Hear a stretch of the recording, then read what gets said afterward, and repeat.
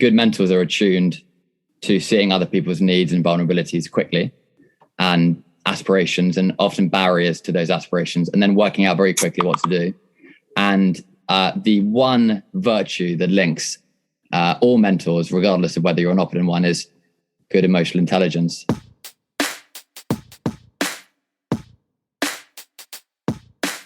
Henry sat at the front of the class and answered questions diligently, and I sat at the back of the class and more often than not fell asleep. He drove a car into work. I didn't pass my driving test until I was 26. You get the idea. So the idea of starting a business with Hen age 16 was probably foreign, but so it happened, and we've enjoyed every second since. I often talk about being a kind of parachuting into enemy territory, needing to like read the situation really quickly behind enemy lines. That part of it just fascinates me, and being someone who can be impartial to a family and support them in many different ways beyond the curriculum. So I guess it was just a natural comfort and an enjoyment of that process, and then trying to look to make more of that. We have a great mentor ourselves called Sharath Jeevan, who's a sort of seminal front runner in the theory behind intrinsic motivation. He's actually written a good book called Intrinsic, which your listeners should check out. And his theories on keeping kids motivated is based on this idea of autonomy. And that's one of three pillars that he thinks motivates kids. So a lot of the resources and the work we've done have been built out on that principle, the idea of ownership, controlling your narrative, so to speak. What has been the hardest part of running Oppidan? You want to take this one? Oh, there we go. He's tried to palm me that one sideways. And we'll take an ad break there while you guys...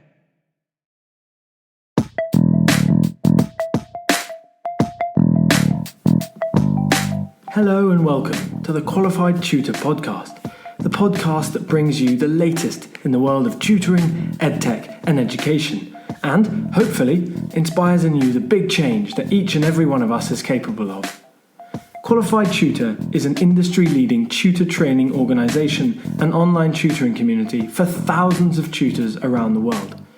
This podcast is the voice of this community, where we aim to hear from tutors, teachers, entrepreneurs, coaches, business experts, students, tutorpreneurs, and more from the world of tutoring about what inspires them every day, how they can help tutors like you, and what they've learnt about tutoring along the way. The question is, what will you learn today? Hello and welcome to the 126th episode of the Qualified Tutor podcast. My name is Ludo Miller, the host of this podcast. Welcome back to regular listeners. Welcome to any of you for whom this is your first time listening to the Qualified Tutor podcast.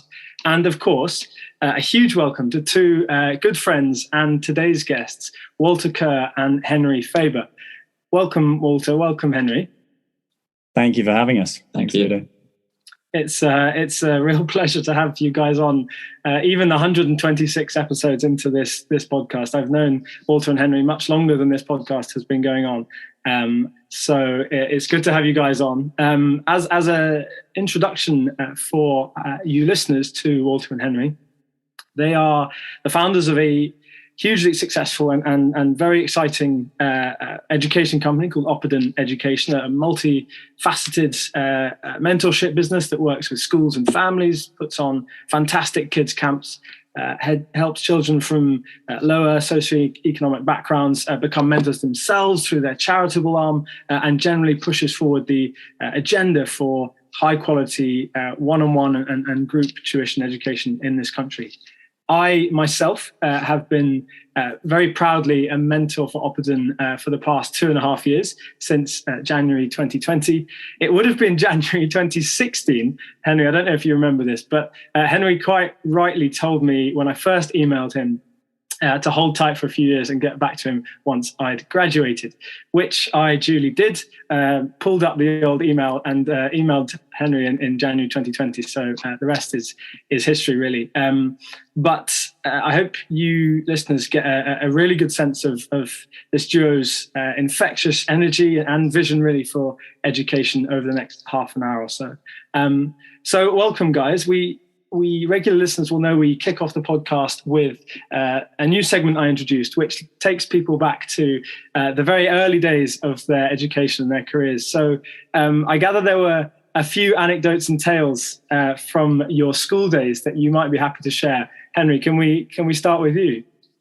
Yeah, the main thing I can think of is that my housemaster at school would write these very beautiful kind of elegiac letters at the end of each year to try and explain or sort of encapsulate who you were as a student.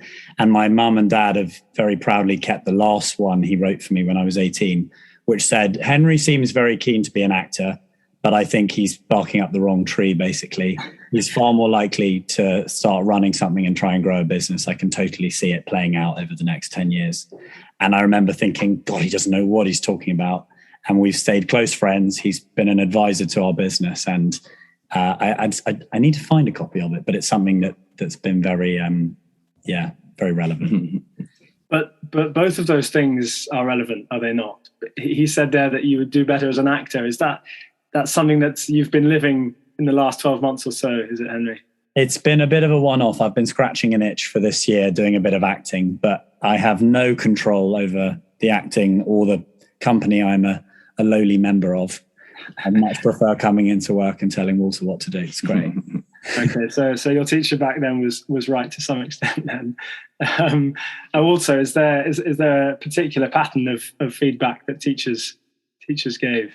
Yeah, I mean, I suppose the genesis of our business goes back subliminally anyway to when we were about 9. We played on the cricket pitch at rival junior schools, and then went to the same secondary school. And Henry sat at the front of the class and answered questions diligently, and I sat at the back of the class and more often than not fell asleep. He drove a car into work. I didn't pass my driving test until I was 26. You get the idea. So the idea of starting a business with Hen, age 16, was probably foreign, but so it happened, and we've enjoyed every second since. Walter's really playing up to the stereotypes there, because there's so much behind that context that's not understood there. Walter's telling me what to do every day with to-do lists and is far more rigorous. So I think those things aren't always a reflection of life once you move past school. Yeah, how the tables have turned. So, I mean, you two obviously were mentors yourselves and still do some mentoring work alongside the fact that you are obviously business owners as well and running a ever-growing team. But I'd love to know that fundamental reason for why you do what you do. And Walter, what would you say then is your why as a mentor? Well, I don't think I'd have started Oppidan if the value proposition of the business wasn't an inherent part of what I would have benefited from at that age. I would have massively benefited from someone who just walked the walk that I was going to walk.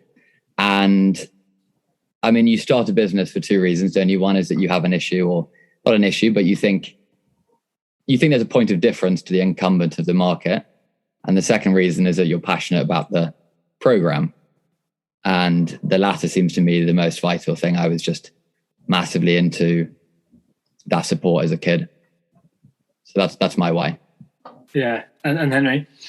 I've got 4 younger sisters, and I think I always felt kind of naturally at ease hanging around people younger than me.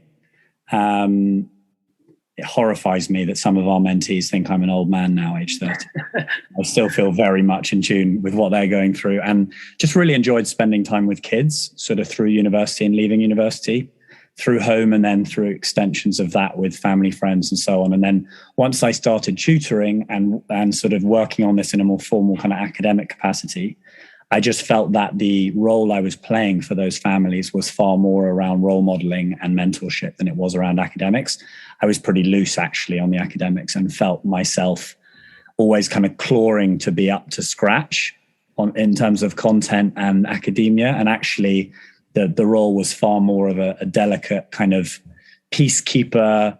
I often talk about being a kind of, parachuting into enemy territory, needing to like read the situation really quickly behind enemy lines. That part of it just fascinates me, and being someone who can be impartial to a family and support them in in many different ways beyond the curriculum. So I guess it was just a natural comfort and an enjoyment of that process, and then trying to look to make more of that. So, I mean, I alluded to it there briefly, but still being on the front line, to continue your military analogy, Henry, that's a large part of what you do, isn't it? I mean, you haven't really relinquished that part of it totally, have you? No, we try. we try. No, we have a handful of kids each, and it has become increasingly difficult the larger the team size. My mum always used to say, small kids, small problems, big kids, big problems. It's definitely the same with business. And but we love spending time doing it, because also if we're developing content, stuff around character education, what are we going to be running in schools? How are we changing and developing and training the mentors? You just got to be doing that yourself as well. I went to go and listen to a talk by the founder of Deliveroo when we first started. He said that he still delivers. And I thought it's a good sort of motto to live by. You've got to be out on the field trying to work out what these kids are thinking and doing, and get on their level. So yeah, we still love it, and it's magic. They'll fire me before I, fire them, so to speak. Like, I'll be told I'm no longer relevant, I'm sure, very, very soon. Which is actually, I mean, I remember one guest on this podcast said that was their aim as a tutor, was to be dismissed almost. That was when they knew that they had succeeded in their role, was that the child had got to a point where they could say, I don't need you anymore. It would be a pretty mighty surprise to climb into an Uber and find that the driver was in fact the CEO and founder, wouldn't it? But it's good to see that across transferring into education. Now, anyone who knows Oppidan will know that one of your great strengths is in mentoring the individual, as it were, rather than just tutoring the child. More of that long-term, delicate approach that you were just talking about there, Henry. Walter, why would you say this approach why would you say it's worked so well over the past kind of 6 years or so since you guys started Oppidan? Well, if I go back a little bit, I mean, perhaps I can take you as an example. What are good mentors? I mean, good mentors are attuned to seeing other people's needs and vulnerabilities quickly, and aspirations, and often barriers to those aspirations, and then working out very quickly what to do. And the one virtue that links all mentors, regardless of whether you're an Oppidan one, is good emotional intelligence. And so that's the inherent strength of a mentor. I think, God, from a business perspective, there are many. I mean, I think for all its strengths, and I'm dead keen to hear what you think about this point. I'm not sure we'll be entirely popular, but we thought, rightly or wrongly, that tuition suffered from a remedial tag. A child had a tutor because they needed it. And I always left the room thinking, God, I'm not sure they want me here. And tutoring has hundreds of good qualities, but that was one thing that stuck out. So going forward over the last 6 years, the aim has been, where possible, to inverse that narrative and say, well, we all need a mentor. Roger Federer, Ludo Miller, whoever needs a mentor. And I think children are buoyed by that narrative. And if you then have a pedagogy behind that, then you have something of real substance. So, I think that I suppose that narrative shift is just one example of the approach. Well, that's a new way of thinking about it, a way that in which lots of our listeners, I guess, will not have thought of from before. I mean, the idea that, well, for one, the idea that everyone needs a mentor is a good business case, isn't it? You're suddenly increasing your potential customer base by, however much. But I think that shifts away from the idea that it's only for a certain group of people, tutoring, and that actually, or mentoring, and that actually the way that you can improve working with a student is not by saying, I'm here because someone told me to be here. I'm here because actually we work well together. Which is something that maybe schools don't always get to benefit from. Often children go into school because they have to, and it's kind of that, dragging themselves into school each morning rather than bounding in, which a lot of great mentors kind of produce that. I think, we stand on the shoulders of people much more successful than us who have helped us initially start the business and then continually provide advice. And those are friends of yours too in the tuition sector. So giving advice seems odd. I would just say, the promise we make to kids is that the moment they don't enjoy it, we stop. And you put the entire decision making of that hour's session on the child. And apart from anything, it negates any coercion that the parent needs to do. But anyway, that's just that's in our sales cycle as it happens. So yeah. Yeah.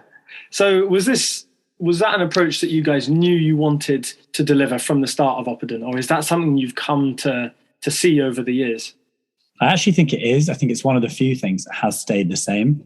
There is a horrific business plan somewhere in a drawer getting dusty, which I will never come back to. But amid all of that was this idea that kids should really enjoy it.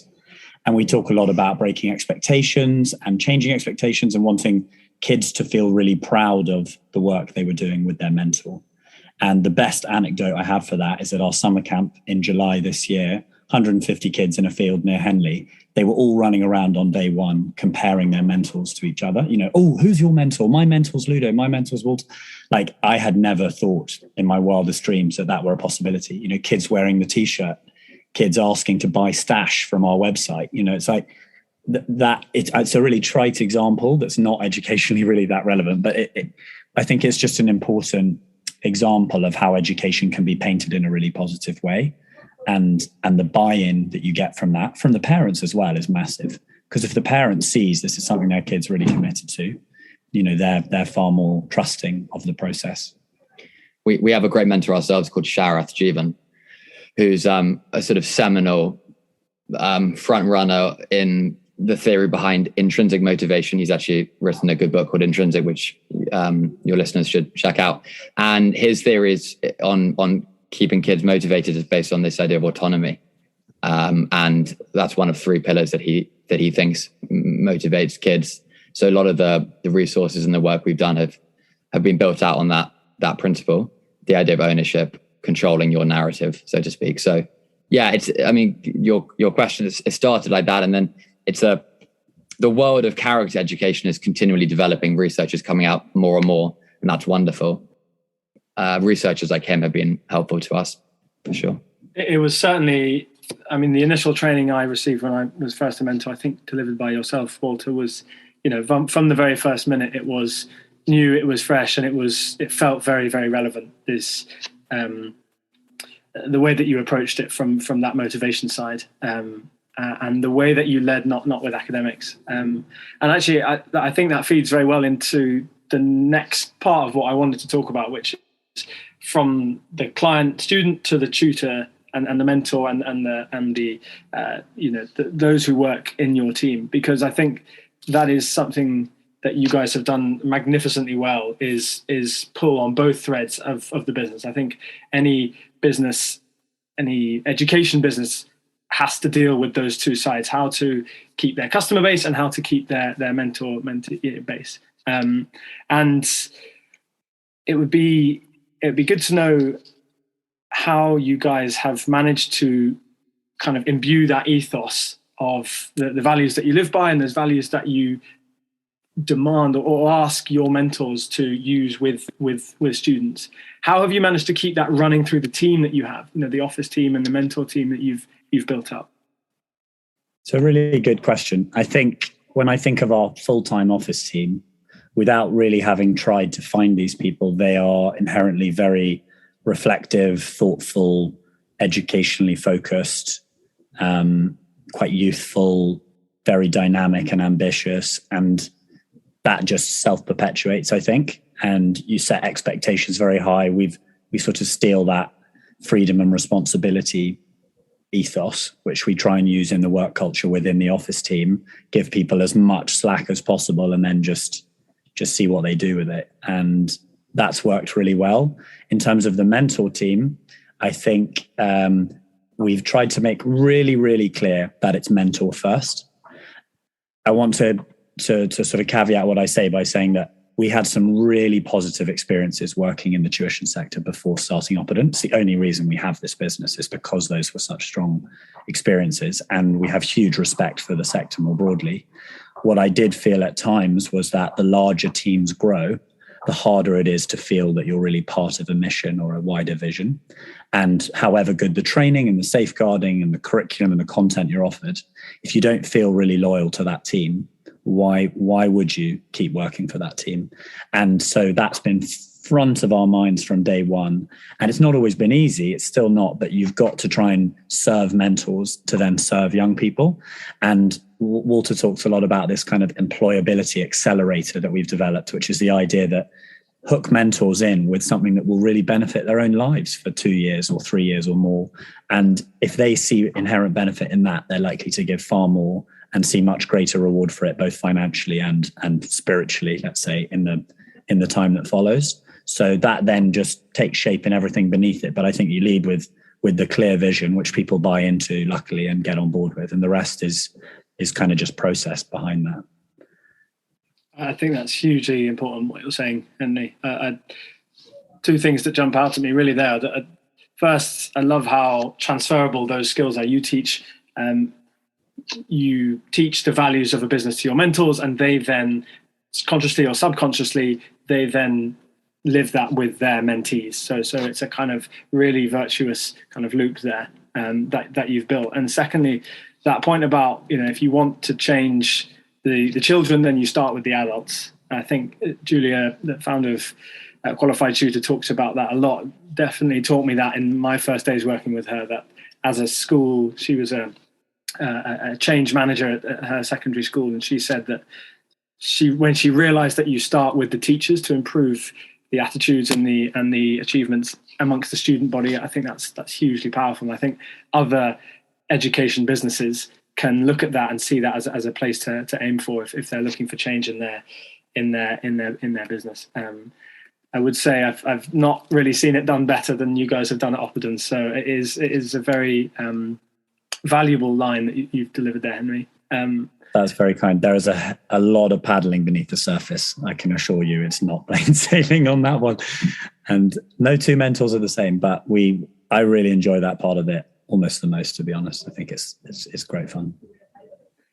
Just on that note, in what part of the business have you done the most paddling? What has been, you're 6 years down the line, what has been the hardest part of running Oppidan? You want to take this one? Oh, there we go. He's tried to palm me that one sideways. And we'll take an ad break there while you guys. There have been lots of tricky bits to it. I would say externally, dealing with parent expectations or changing their awareness of what they're buying into. It's all very well to read the website and say, oh, mentoring, that sounds great. But to see that take shape and to trust that practically that will have outcomes is quite a difficult thing, I think, even for the most liberally minded parent. That's complicated. Tracking the progress of that, qualifying its impact. So I would say that's been the biggest hurdle for us to scaling impact on a one-to-one capacity that we haven't maybe struggled with in schools. And I'm sure we'll maybe come on to schools a bit later, but on that parent side, that would be it for me. What about you? Yeah, that on that point, actually both across B2C and B2B, we're selling a nebulous concept that is often hard to measure impact, not impossible, but hard to qualify causation, to people or schools that have no time and have high expectation. And you're not selling a product off the shelf, so it's hard to scale. So my answer would be, comparatively, it's easy to start a business, and there's lots of kind of noise around it when you start. It's much harder to scale it, and you run out of favors for one. Two, it's harder to scale. So when we onboard or when we do founders workshops, we talk about 3 stages. We talk about the startup years, the brand building years, which were glorious. A lot of the work around camps and our podcast ourselves, and some of the online work we did was great. And then now these are the scale up years, and this is the challenge ahead of us, which we're excited to tackle. In many ways, the paddling really is kind of just starting, if that makes sense. Oh, it certainly feels like that. Like I said, big kids, big problems, and it's the playoff between wanting to be ambitious and aggressive with growing our business and self-funding that, and and keeping the team lean, and, you know, all those bits that are not relevant to an education business, they're just relevant to any business. That's definitely the bit that's trickiest. I think people need to hear what you're saying, not least because this podcast serves as inspiration, hopefully, for small education business leaders as well as independent tutors. But also, you know, I don't mean to undermine, but I imagine in those early years you probably didn't have that clarity of vision. You couldn't have seen that bit, you know, 6 years later was going to be the hard bit. You know, when you're in the hubbub and the buzz of it, you probably naturally think this is going to go on for quite some time, you know, maybe 5, 10, 15 years. And it's only once you've reached 6, 7 years down the line that you can see those stages. Even if some mentor tells you very early on that you'll hit a point, it's hard to see that happen or to envisage that. I look at big companies we admire in the education space, particularly UK-based tuition businesses or education consultancies. And I think that founder has had to make a decision at some point about what kind of a life they want to lead and what kind of a business they want to keep running.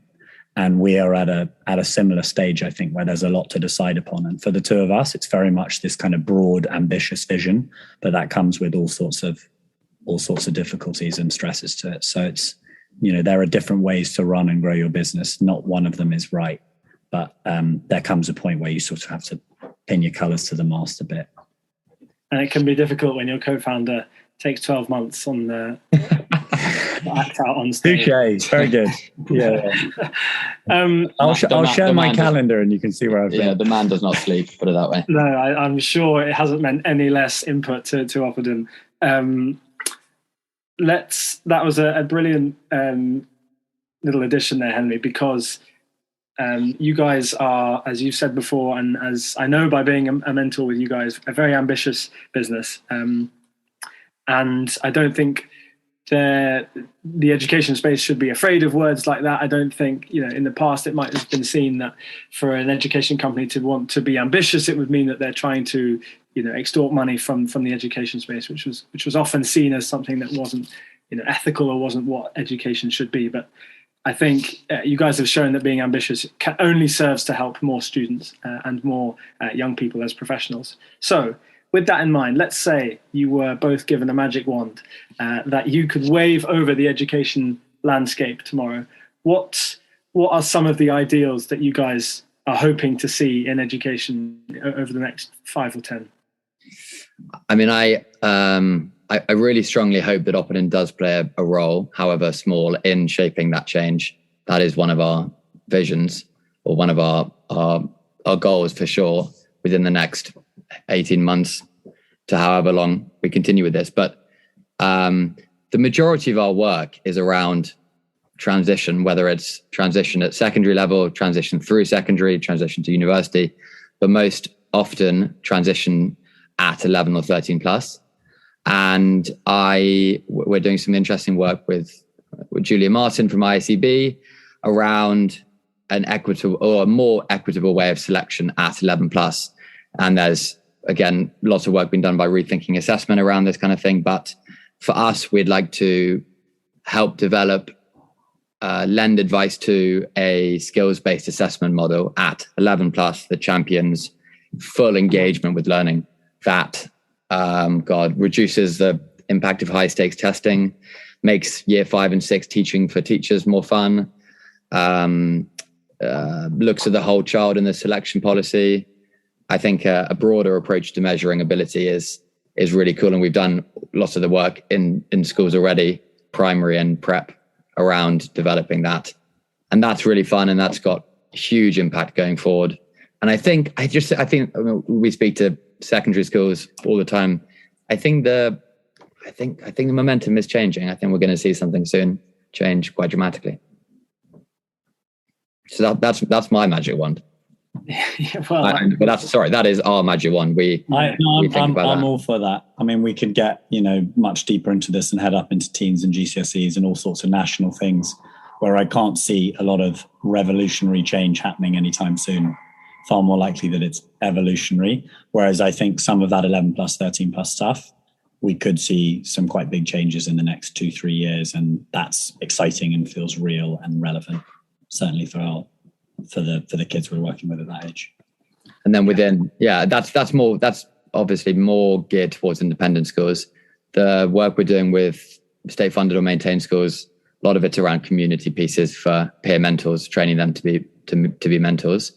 And what started as a challenge to reduce exclusion or kids at risk has turned into more of an aspiration piece, developing ties between year groups. So that isn't a piece of educational change, but that's a program that helps alleviate issues that kids face at the moment. It was probably one of the funnest things I've ever done at Oppidan was working with one of the schools in London that you work with, training mentors, because I think the power of them then being able to go back into the communities that they're part of and spreading that, not only spreading the knowledge they've gained, but spreading the fact that you can become a mentor, you can become an educator, and that's something that younger people in that community can aspire to. I think that's a real kind of societal change that we could see, which is driven by education, which would be really very, very beneficial. And now a brief word from last week's guest, David Bell. It was great being on the Qualified Tutor podcast with Ludo last week. It really was interesting how the conversation took a turn towards mental health and just how important that is for tutors and for the young people that they work with. I really enjoyed being a guest because we had a chance to talk about some of those things that don't always get discussed, and some of those things that don't always get thought about, and actually raise them to the front because they are so important. And anybody thinking of going on the podcast, I would just say, go for it. It was a great opportunity to talk to somebody in the industry who really understands. Ludo's podcasts are fantastic for that, and I would certainly recommend giving it a go.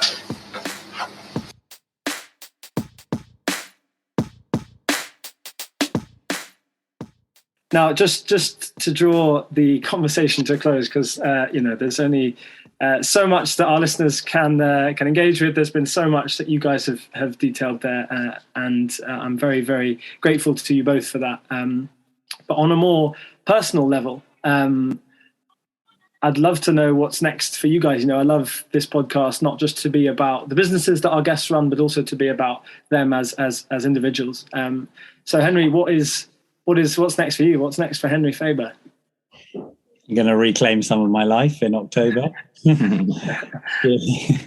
Stay an hour extra each day, maybe see some friends.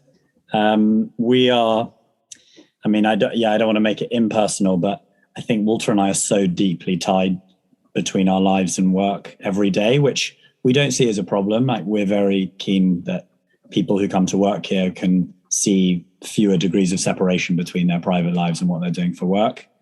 Like, my big piece is to try and see some of the work we're doing in schools like really take shape in a meaningful way.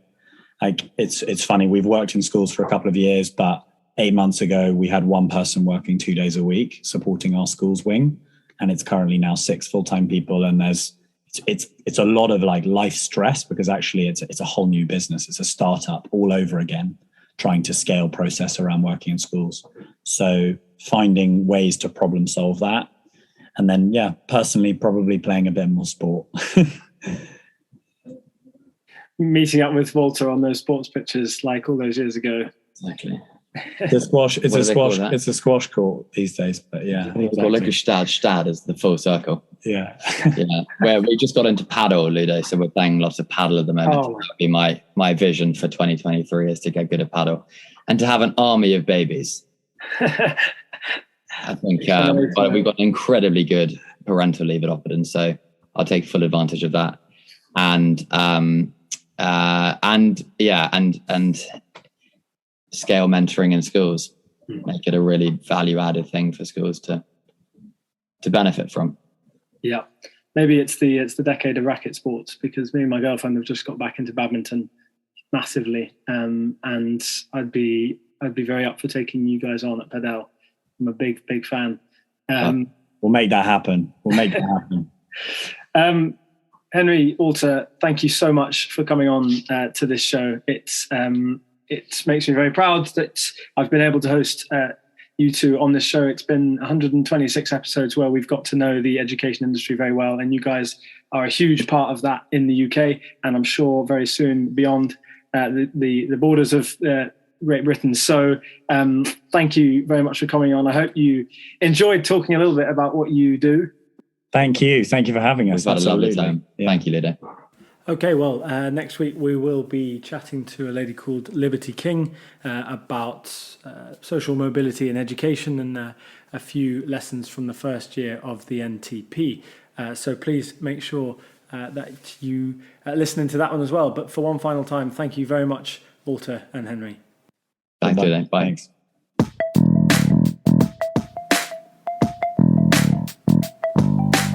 Thank you for listening to this episode of the Qualified Tutor Podcast. Whether you're a regular listener of this podcast or you've just stumbled across it, join the Qualified Tutor Podcast group within the Qualified Tutor community to stay up to date with our latest news, offers, workshops, and of course, simply to meet other tutors like you. Whatever your level as a tutor, our training courses will be the next step in your professional development. Visit qualifiedtutor.org/training to find out more about our CPD accredited and Ofqual recognised courses, the first of their kind in the tutoring industry. Your student deserves the best tutor possible. Make that happen today by joining Qualified Tutor.